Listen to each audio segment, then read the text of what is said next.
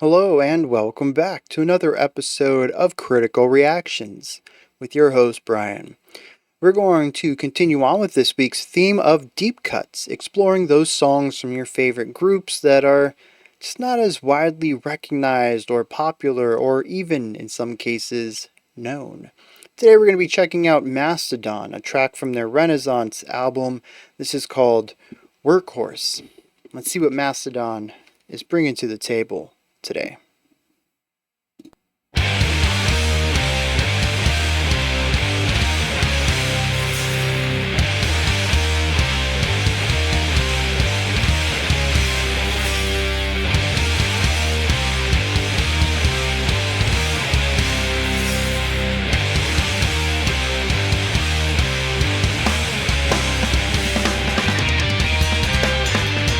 I think they're in 17 beats.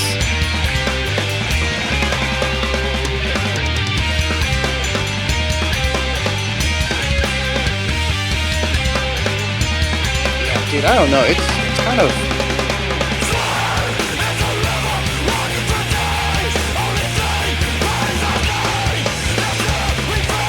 Okay, this is aggressive.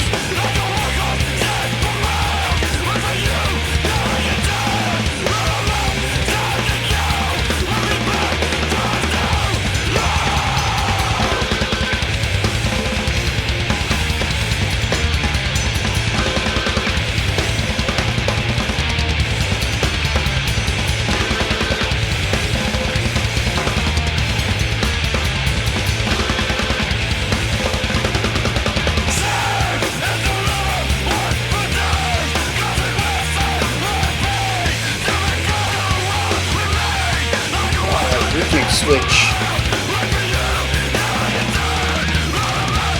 This drummer.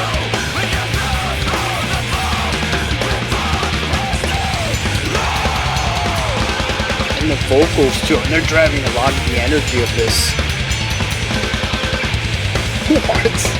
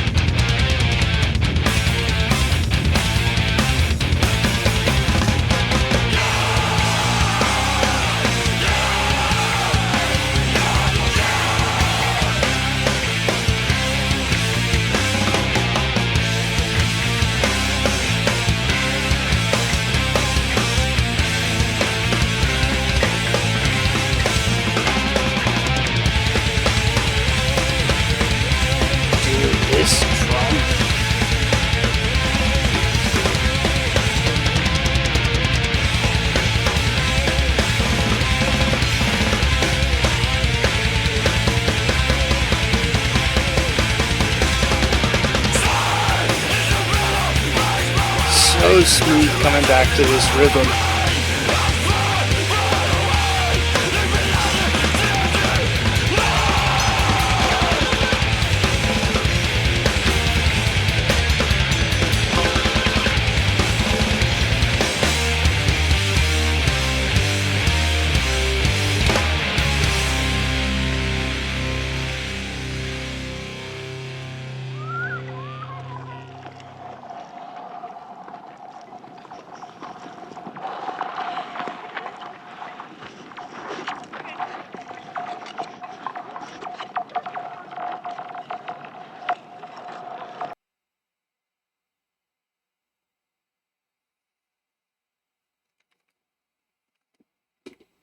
Dum da da dum dum da da dum.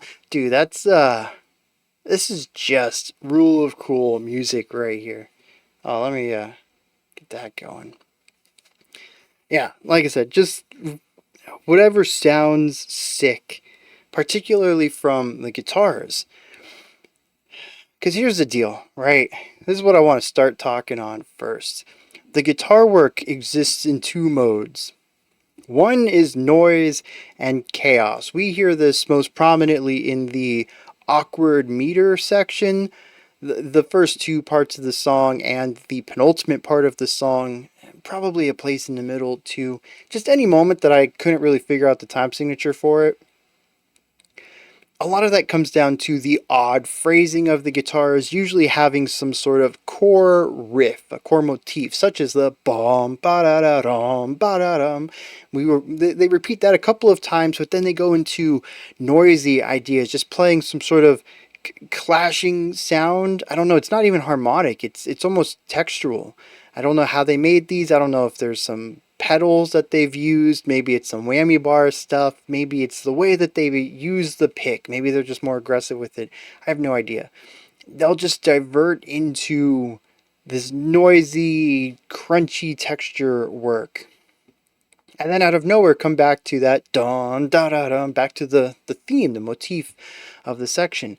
And yeah, these sections are just gnarly. They're unruly. They're just loud and abrasive and angsty. But it's interesting to pair this, or contrast it, I should say, against the other type of guitar work, which takes a very short idea, a little lick, one bar maybe tops, and just repeats it over and over and over and over with none of this noisy interlude between repetitions. These are usually in 4/4, although I think I counted one section in 3/4. And it's just the repetition of this. The entire bridge was like this. The guitars just kept going with this three beat idea, and the drums were behind them, practically putting on a drum solo. We'll get to the drummer in a second. The guitars exist in these two modes, though. Simple and straightforward and aggressive, or chaotic and dissonant and aggressive. And those are really it. There isn't any point where there's any sort of sleight of hand. No, that's not the phrase I want. Nothing that's ever more melodic. Nothing that's ever more dexterous or light or happy. Might even be a phrase. It's all angsty. It's all discontent. Just sometimes it's less angry than others. Sometimes it's a focused rage. Sometimes it's a smash everything in the town hall kind of rage. I don't know why I said town hall. Oh, jeez. And it's cool, I guess. You know, you get the staying face going. You start headbanging, and you just go with the flow, right? As far as the guitar work goes, there's some intricacies in the noisier parts. Again, I don't know the technical aspects of how they make those sounds. That's pretty cool and definitely requires some expertise. But for the most part, this is straightforward, stupid caveman guitar work. And it's very effective at, embodying what the song is doing. I don't want to diminish it at all. It's definitely the kind of guitar work you want for this. Because on the other side of that equation, we have the drums and the bass kind of working together. I mean, the bass sits in the middle. They emphasize some of the rhythmic work that the drums are doing, but they're really, I'm going to put everything I just said about the guitars, also the bass. They're in there too. The drummer is on another level though.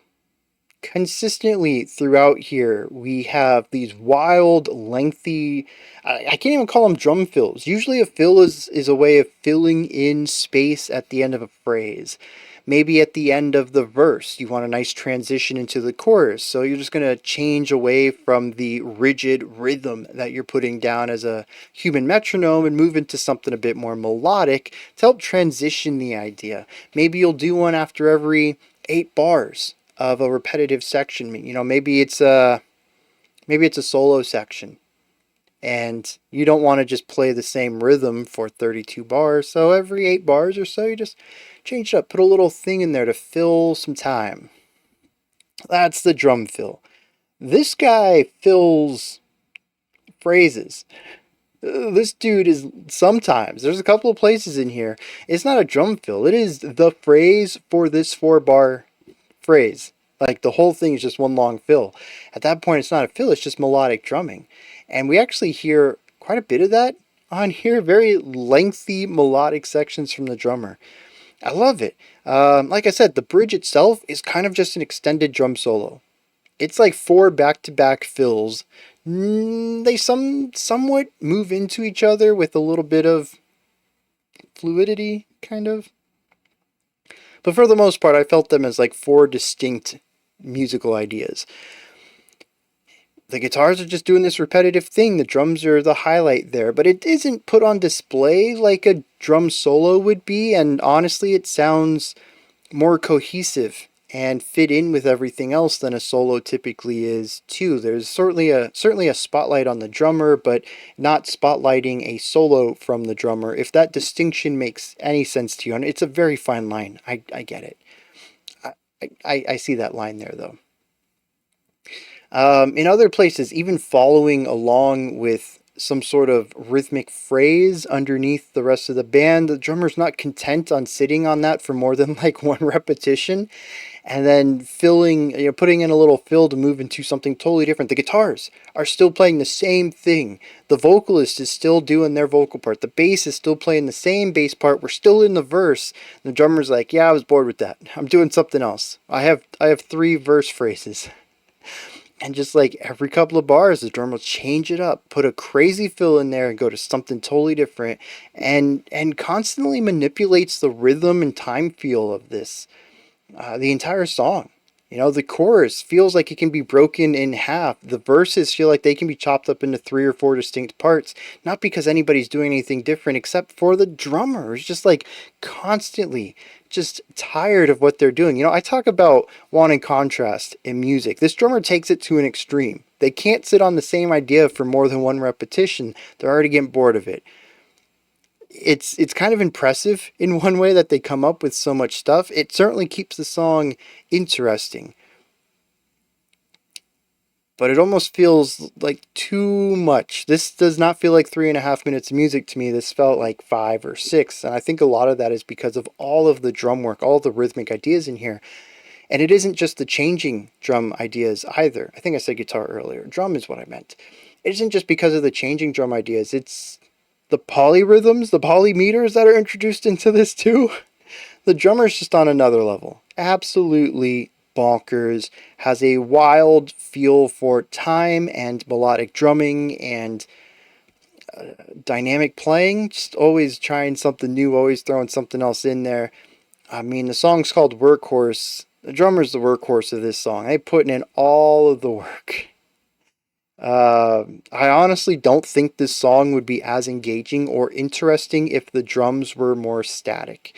In that saying that there would be a verse pattern and a chorus pattern and a bridge pattern, and those are the only three things you ever hear from the drummer, especially if they might be on the simpler side or the more, shall I say, cookie cutter metal riffs, drum patterns.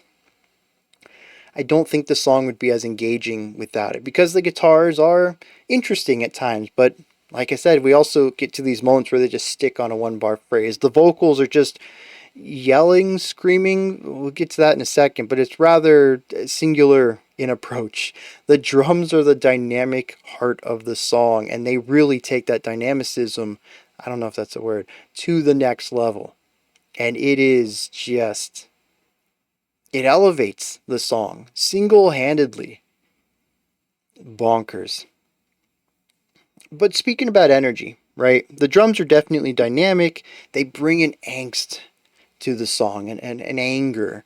The dude's hitting those drums a lot, and he's definitely always that in that mode of trash in the town hall. I don't know why I landed on that, but we're gonna stick with it. But there's also the vocalist. I have not heard vocals like the. I know Mastodon's vocalist is somewhere. Oh, and I'm thinking of Gojira. Actually, I don't think I've heard enough Mastodon to know what their vocalist is like.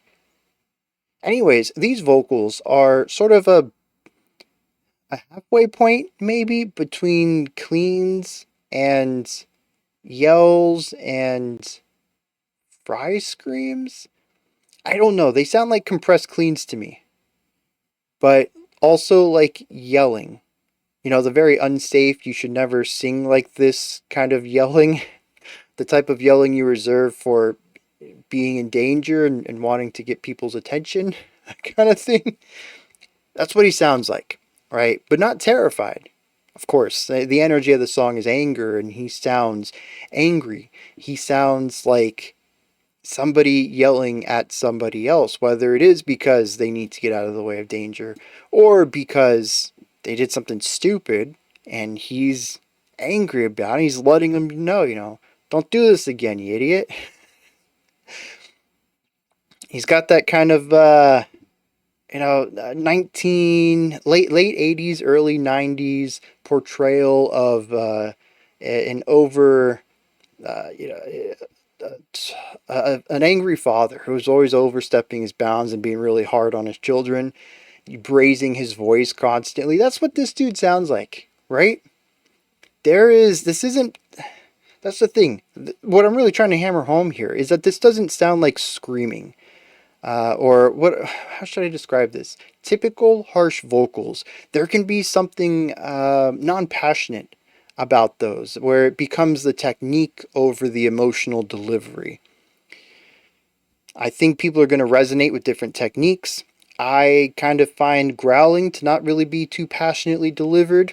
Very much a technique over passion style for me, but I'm sure people get a lot of emotional information out of growls. But I'm sure you've all listened to a harsh vocal style that sounds very clinical. It sounds very practiced. It is a sound more so than an emotion. This is the exact opposite of that, to the point where it almost feels like it's an unsafe vocal delivery because it sounds too emotional. There's almost no technique to this. It is just some guy literally screaming, not musically screaming, into a microphone. And that 100% sells the angst of the song for me. If it wasn't for that, I don't think that this would come across as aggressive. Sure, metallic. Sure, angsty. Those two elements are pretty strongly held up in the music of this, but the vocals are what deliver the passionate anger, and it collides with all the angst of the music and really delivers something that elevates the track emotionally. And this is what I mean when I say, the drums were the most impressive part of the song and what really stood out and elevated it, but that the rest of the band is also necessary. I don't remember if I said that. I said it in my head. I can't remember saying it out loud though.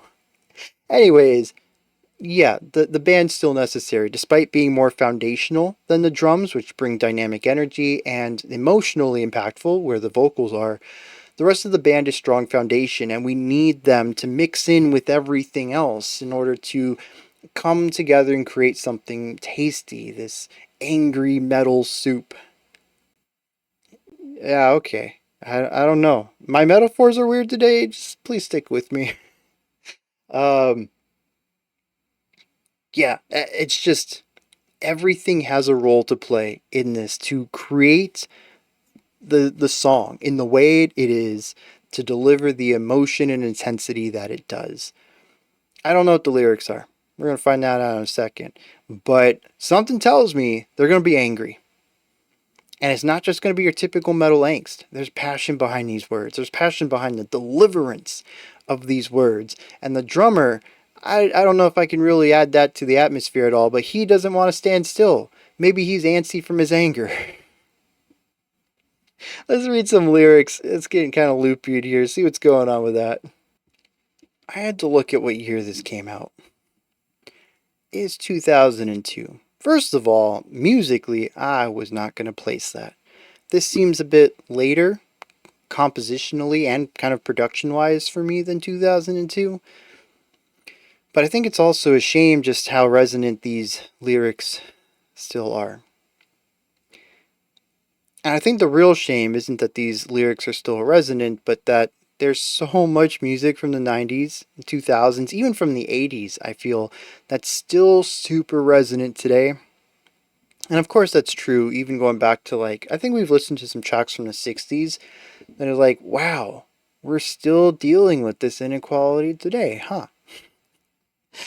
But I don't know. I feel like there's just so much music in 30, almost 40 years now that the lyrics, you would think after 4 decades, It'd be like looking into a time capsule, like, oh, dang, yeah, we were pretty messed up back then, huh? But no, nope, they're still accurate. This song is about the I can't think of the word I want. The exploitation of the working class. It says, slaved into brittle, worked for days, only thing that paves your stay. Look behind you, see what you've made. Like a workhorse stands for miles, work for you, never got tired. Roll 'em up, it's time to go, we'll be back before it's too long. The idea that you're worked to the bone, slaved until you're brittle. You actually, your body falls apart doing this work. It's too heavy for a human body. And you work for days doing this because it's the only way that you can live. As they say, only thing that paves your stay. It's the only way that you can, pay for your rent, to have a house, to pay for your food so you can eat, drink. It says you can look behind you and see what you've made, but it's just work for you. And at the end of the day, it says roll 'em up. It's time to go, but we'll be back before it's too long. The working class has no time to themselves, especially with the 40-hour work week. They didn't say that, but I'm injecting that in there. So, the second verse leans into more of that. It says, shaved into a rhythm, you work for days, consequences, but we have been paid to be free in this world that we have made. Like a workhorse stands for miles. That's pretty much the song. There is one part that says burning hell. That's the only line from that stanza. And then there's another stanza with a question mark. I guess there's a part of the song that there's no document for what's said there, but there is something said and no one can figure it out. But I think the gist of it's pretty clear.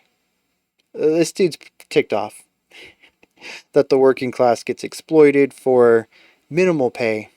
Barely, well, it doesn't really talk about that too much, but it does talk about how work breaks us down physically and mentally for nothing that we can be really proud of, but we have to do it because we need to live. We need housing, shelter, food, we have bills to pay. It's the only reason that we would ever go into such terrible conditions, the only reason we would work in this burning hell, because we have to. And so I think this kind of loops back to the very first word. It's not that we are worked into being brittle, it's that we're slaved into being brittle. And the idea that you have to work, you have to do these jobs in order to survive, and that's kind of a roundabout way for slavery. And I like how we start the song off with such a strong word. Yeah. I think this song, lyrically, is very angry. And the music fits that perfectly. Those are my thoughts.